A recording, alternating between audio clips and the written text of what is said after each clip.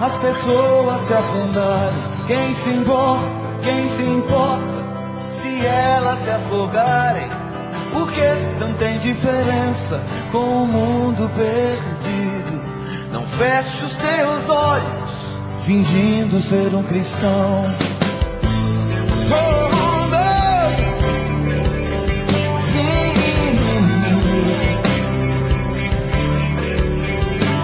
Você não vê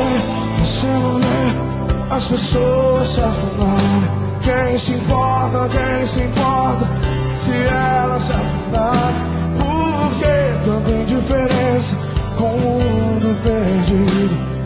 Não feche os seus olhos fingindo ser um cristão.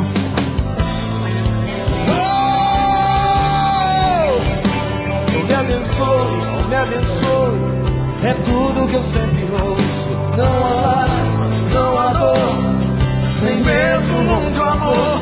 Mas ele chora, ele clama, ele sangra por ti. E você só se importa em participar de um poder.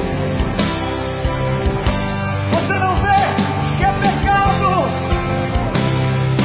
Ele traz pessoas à sua porta, mas você não se importa.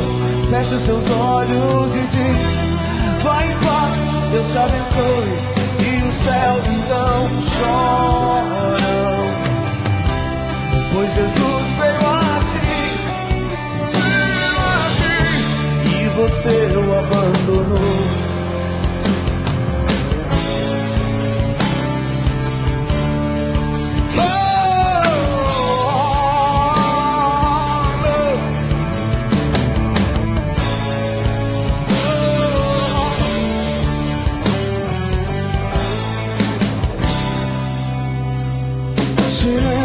Se entregue, não resista ao chamado. Olha a miséria, ouça o clamor, porque não obedecer? Deus te chama, quer você, mas como Jonas você foge. Te ordenou a pregar, mas você só guarda pra você.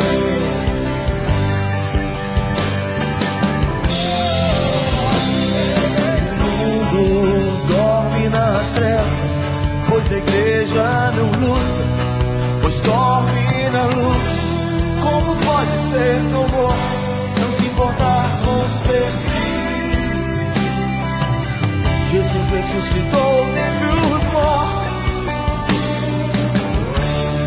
Levante-se da sua cama